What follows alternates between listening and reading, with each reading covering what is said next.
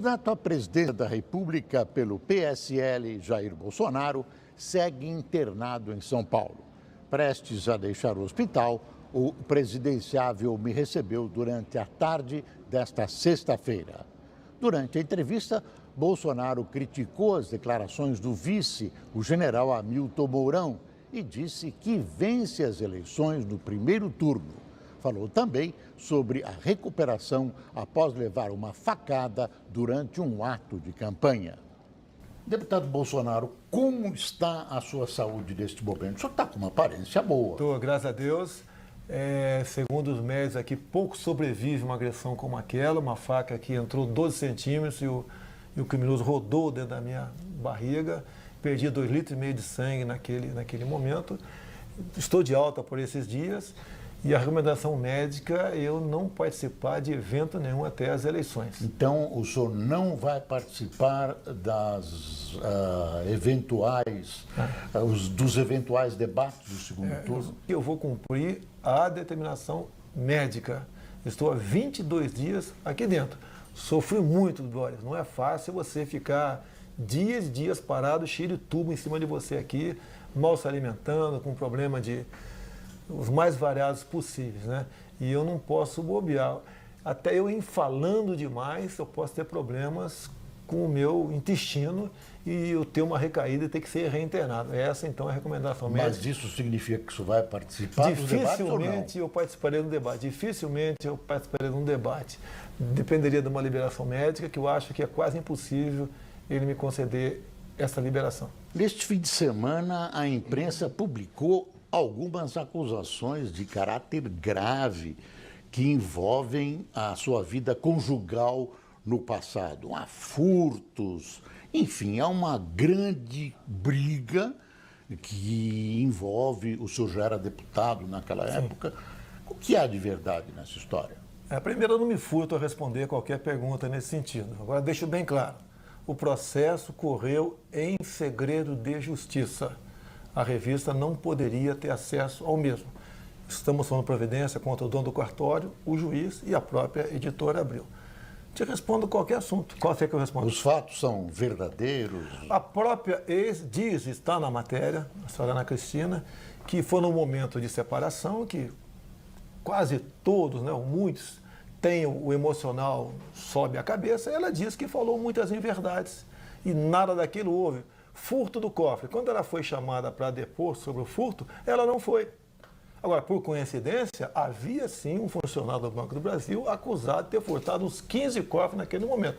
Talvez seja esse cara que tenha furtado ela o cofre. Se refere também a um dinheiro que o senhor receberia, um plus, algo a mais, que ela não soube especificar quanto é que estaria nessa história. O que é comum nesse tipo de processo, um dos cônjuges que quer a pensão joga valores outros para que a pensão dela seja majorada. No mesmo processo, a revista está escrito e a Veja diz que ela não soube explicar de onde vinham esses dinheiros. Afinal de contas, foi na época de Mensalão, Petrolão, e o Joaquim Barbosa mesmo disse nessa época que eu era o único deputado da base do governo que não pegou dinheiro na Petrobras. Então, no tocante a isso, eu estou tranquilo. Deputado, o que o senhor imagina, o que o senhor gostaria que acontecesse com o seu agressor daqui para frente? A letra fria da lei. Eu, sendo parlamentar, eu vou continuar lutando para que as penas sejam agravadas. Para mim, tentativa de homicídio não há diferença. Eu estou vivo por milagre. Então, espero que ele seja condenado à pena máxima. Nada mais. E como cristão, e o senhor é um homem religioso, como é que o senhor reage a esse fato? Olha, é um criminoso que tem que estar afastado da sociedade. Parece que o trabalho dele é esse, pelo que tudo indica. Eu não quero vingança contra ele, longe disso aí. Agora, a lei dos homens, no que depender de mim, ele vai pagar. Neste fim de semana estão programadas manifestações de mulheres contra a sua candidatura, contra o senhor. O senhor é tido como um machista, tem restrição às mulheres e algumas vezes colocou, em alguns casos, algumas agressões a uma deputada e tudo isso. Afinal, qual a sua posição em relação a isso e o que o senhor acha dessa manifestação? Primeiro, não tem histórico nenhum meu de agressão às mulheres. Tem uma briga com a senhora Maria do Rosário, que estava defendendo um menor estuprador. Não, agressão verbal, no meu caso que eu estou colocando. Não, é verbal, tá certo. Física não existe, houve essa, porque além de ela me acusar de estuprador, eu estava defendendo o estuprador. Agora, tem uma manifestação de mulheres, o grupo Ele Não, que vai se manifestar em alguns pontos do Brasil. Agora, o Ele Sim, o outro lado, é infinitamente maior do que o primeiro. E também haverão manifestações nesses dias. Eu só peço que não haja atrito, da nossa parte pode ter certeza que não haverá atritos. Agora, temos informações que o lado de lá vai tentar infiltrar gente com camisa minha para agredir mulheres, para dizer que o meu pessoal agride mulheres. Então, as mulheres estão comigo. Eu tenho vídeos, manifestações de mulheres de todo o Brasil, que eu agradeço muito, em apoio à nossa candidatura. O senhor já se considera eleito? Olha, se for por manifestações populares de rua, chegar do aeroporto e com o carinho que o povo me trata, eu considero essa fatura liquidada no primeiro turno. No primeiro turno? No primeiro turno. O senhor tem certeza disso? O senhor tem pesquisas a esse respeito? Bem, primeiro é que ninguém acredita nessas pesquisas que estão aí. Temos aí exemplos anteriores do que aconteceu. A minha pesquisa é o povo na rua, como me trato em qualquer lugar que eu vá. Sou aplaudido dentro de avião, quando estou em aeroportos, quando desço em aeroportos, quando caminho nas ruas, quando aconteceu o episódio em Juiz de Fora, também eu tinha mais de 10 mil pessoas na praça me esperando. Então é esse o sentimento que eu tenho e essa campanha gratuita que o povo faz para mim. Deputado Bolsonaro, o seu vice, o general Mourão, tem sido protagonista de alguns episódios que as pessoas reconhece como um tiro no pé da sua candidatura.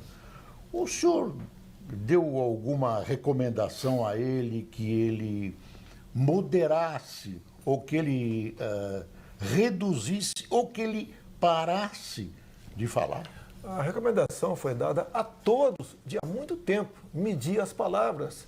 Porque como não tem como me pegar, vão pegar quem está do meu lado para me atingir. Ele fez uma declaração que não pegou bem e não está de acordo conosco. A questão que o 13º seria uma foi uma só, foram... E outros momentos, essa foi a terceira declaração dele. Então, a última decisão, ódio, que eu falei para ele é o seguinte, não dá mais palestra, fica quieto até as eleições. Até porque, ele não tem a vivência que eu tenho para conversar com vocês. Agora, o senhor é um capitão, o senhor vai dizer isso para um general, como é que é essa relação? A relação da caserna não continua depois de que, quando ambos vão para a reserva? Nesse caso em si, eu não sou capitão, nem ele é general. Nós somos soldados do Brasil. E assim nós nos tratamos, juntos, buscando um Brasil melhor para todos. E as Forças Armadas, representado não por ele, porque não é um candidato das Forças Armadas, mas entendo o general Quatro Estrelas, é um sinal de equilíbrio. Agora, é uma pessoa que tem que amadurecer um pouco mais no tato com a imprensa, para exatamente evitar esse fogo amigo que acaba pegando para o nosso lado. O senhor não se arrepende de tê-lo escolhido? Não me arrependo, é uma boa pessoa, é um patriota, é um homem que tem bons serviços prestados à nação, é um paraquedista como eu e é uma pessoa admirada na tropa, é um homem que tem autoridade. Então, com pequenos acertos, ele está aprendendo, vai aprender, como eu aprendi, apanhando muito dentro do Congresso também, pode ter certeza que será um vice que fará orgulhar o povo brasileiro. No caso do seu assessor econômico, Paulo Guedes, também há questões parecidas de algumas declarações que provavelmente prejudicaram a sua candidatura. Aliás, a pergunta é a mesma. Elas prejudicaram a sua candidatura, inclusive do general Mourão, na sua opinião? O Paulo Guedes foi diferente. Ele falou num plano sobre imposto de renda. Quem ganha até 5 mínimos não pagaria imposto de renda. Dali para frente pagaria 20%. Conversei com ele, Paulo, dá para pegar quem ganha 5 e 10, tem uma alíquota intermediária a partir de 10, 20%? Falou, sim. Essa foi a proposta. Só que quando ele falou isso aí, nessa questão, parte da mídia falou que todo mundo ia pagar 20% até quem ganha um salário mínimo, ou seja, quem ganha R$1.000 por mês ia pagar 200. Então houve essa deturpação, sim. E a outra questão que ele foi mal interpretado, que ele falou o seguinte, nós devemos diminuir a quantidade de impostos, nunca criar impostos, seja qual for o imposto, que seja até uma CPMF. Aí ele pecou em falar um palavrão conhecido como CPMF, que eu fui um dos que lutou muito para que fosse revogada a CPMF. Mas ali foi um ato falho dele, e a proposta dele é boa, é bem-vinda, sem a CPMF, obviamente. Capitão Bolsonaro, não é um paradoxo o fato de o senhor ter dois correligionários próximos, um candidato a vice e outro que vai chefiar a sua equipe econômica, que falam coisas que o senhor contesta e o senhor diz que o assessor econômico tem carta branca, será o seu posto em Ipiranga, e o senhor pede para ele moderar a sua fala? Esse carta branca tem um limite. Eu, por exemplo, tenho um problema sobre Forças Armadas, ligo para o general Augusto Heleno. Tenho sobre economia, ligo para o Paulo Guedes. Tenho sobre ciência e tecnologia, ligo para o astronauta Marcos Pontes. Então é um trabalho em equipe. O que nós estamos ajustando é o seguinte: ninguém vai ser dono da sua área. Vai ter liberdade para propor boas políticas que vão passar sob o meu crivo. E o Paulo Guedes já está nessa situação também, né, de trabalharmos em equipe. Porque o que um fizer, se for bem feito, tudo bem. Mas o outro pode, ao ser consultado, talvez plotar um possível erro e corrigir. Nós não temos o direito de errar. Existe uma afirmação que o senhor não tem uma visão geral do que será a economia no seu governo. Isso é fato? Porque o senhor realmente não se define com clareza. Não, eu pensei que você falando que não entendia de economia fosse uma virtude. Afinal de contas, os economistas levaram o Brasil para o caos que está aí. Não foi eu, capitão de artilharia do Exército Brasileiro. Então, quando comecei a namorar o Paulo Guedes, eu botei na mesa os problemas. Paulo, taxa de juros, inflação, taxa Selic, câmbio, dívida externa. Dá para resolver isso sem aumentar a carga tributária? Ou melhor, diminuindo? Ele falou, dá. Então, estamos juntos. Então, a partir desse momento, ele é o dono da situação. Mas vai ter momentos que o senhor vai ter que decidir entre alternativas que ele lhe apresenta. Por exemplo, questão de privatizações. Eu tinha uma ideia e eu tinha uma outra, nós chegamos ao meio termo. Não vai ter privatização de Banco do Brasil ou Caixa Econômica, por exemplo. São empresas que nós entendemos como estratégicas. Agora, as demais, de acordo com o modelo, nós podemos conversar sim. No primeiro momento, umas 50 aproximadamente, que foi criada pelo PT, no meu entender, tem que ser privatizada ou extinta. Deixa eu fazer uma pergunta que envolve uma opinião pessoal, mas que envolve uma discussão que existe na população. O senhor é a favor ou contra o aborto? Eu sou contra o aborto. A vida nasce na concepção. Sempre fui dessa maneira. O meu trabalho dentro da Câmara. E digo mais, se eu for presidente, se porventura a Câmara ou o Senado aprovar uma lei sobre aborto, com a minha caneta do povo, eu veto essa proposta. Se a Câmara ou o Senado derrubar o veto, daí paciência. E as acusações de homofobia? São rótulos. Tá?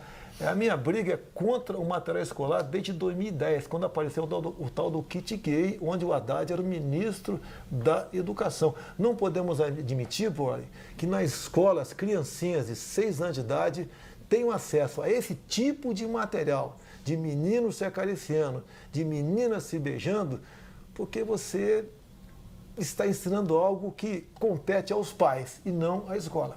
O senhor falou do Haddad. O que o senhor acha do Haddad, pessoalmente? O senhor deve ter encontrado com ele pelos corredores das emissoras de TV e nos jornais durante os debates. O que o senhor acha, pessoalmente, do seu grande adversário? Eu nunca conversei com ele. Ele é um comunista. Ele é um homem que adora aí a política venezuelana, a cubana. É um homem que se consulta com o presidiário para tomar decisões. Ele não é dono dele. Ele é pior do que um poste. Ele é um pau mandado do Lula. E a meta principal dele, uma vez eleito, caso seja eleito, é indultar o Lula e acabar com a Lava Jato. E daí o Brasil se mergulhará num caos. O que eu penso dele não é da minha cabeça, isso é uma realidade. Você pode ver, o próprio Zé Dirceu acabou de declarar que ganhar a eleição é uma coisa, tomar o poder é outra. É isso que ele quer fazer. Será mais que umas eleições. Então a preocupação existe, é muito grande, com essa questão ideológica do senhor Haddad e toda essa equipe do PT. Uma preocupação com uma eventual vitória sua, presidência da República, é como governar sem uma base política consistente. No Congresso, hoje, o senhor não tem base política. Há 4 anos, quando eu resolvi candidato, comecei a me preocupar com isso. Há 2 anos, o Onyx Lorenzoni assumiu essa missão. Nós temos mais de 120 parlamentares que, de forma individual, querem colaborar com o governo. O grande problema que o parlamento atravessa, e nós temos que botar um ponto final, é que líderes partidários funcionam como líderes sindicais. E existe muito deputado sério, honesto dentro da Câmara. E esses estão do nosso lado, estarão prontos para governar o país ao nosso lado. E mais ainda, o meu partido, com toda certeza, vai ter um apelo e muita gente vai votar nos candidatos a federal do PSL. O senhor conhece a Câmara melhor que eu e que a maioria dos telespectadores.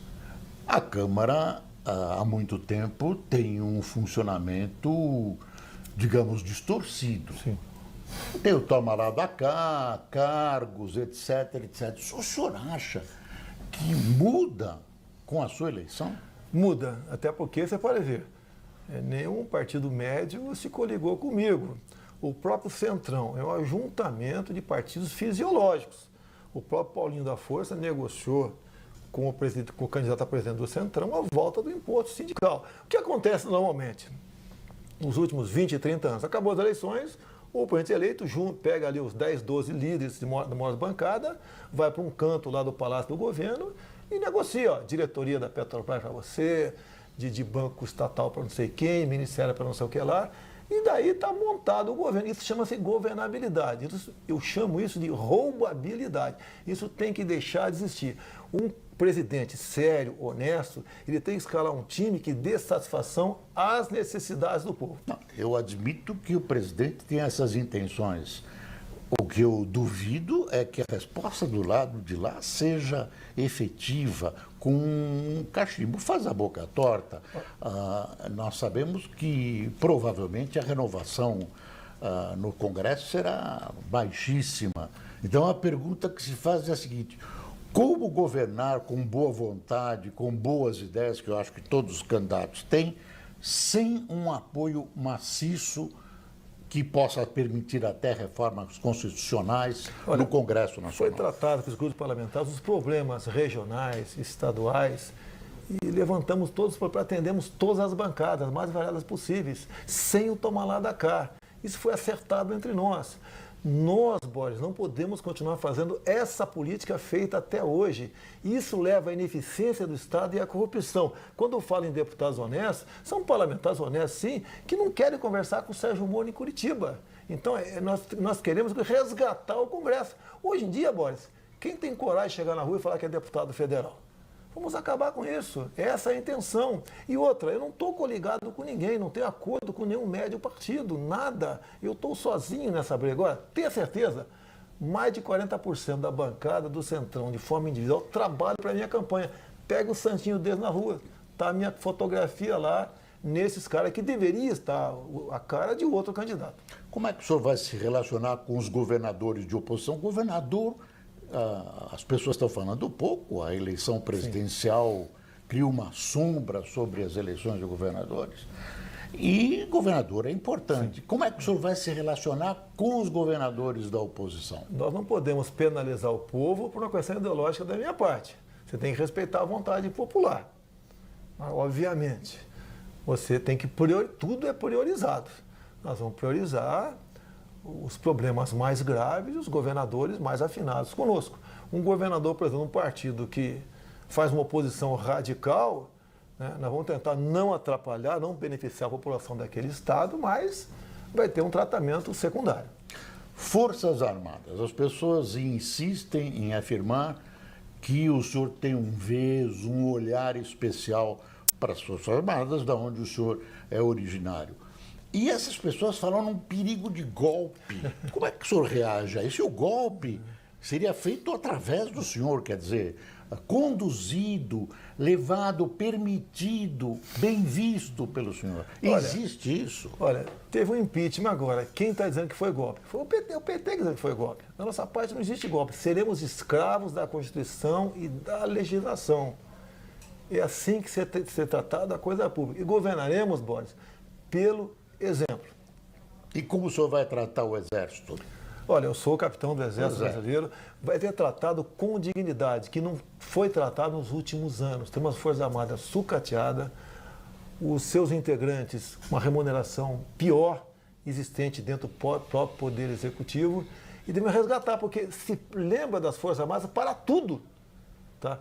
E nos momentos, então, que a gente pode ser lembrado, não somos lembrados para nada. E não é só a Força Armada, não. Polícias militares e polícias civis serão resgatados de modo que eles possam se orgulhar cada vez mais da sua carreira. E dinheiro para tudo isso? Não tem, você tem toda a razão. Agora, você tem como, ao fazer uma administração, olhando a forma correta de gerir uma gestão adequada, sobra dinheiro porque você tapa o ralo da corrupção. Então dá para você atender em parte alguma coisa assim. O senhor acha que o senhor vai conseguir isso que os outros não conseguiram? Afinal de contas, tivemos vários presidentes que disseram que iam tentar isso e acabaram não conseguindo. Mas você pode ver, durante o próprio processo legislativo, eles falavam isso, mas estavam aliados ao que havia de pior na política, como o Centrão e o PT. Então não adianta eles falarem que vão fazer o que eu estou falando, porque eles não têm liberdade. O Centrão se uniu em troca de alguma coisa.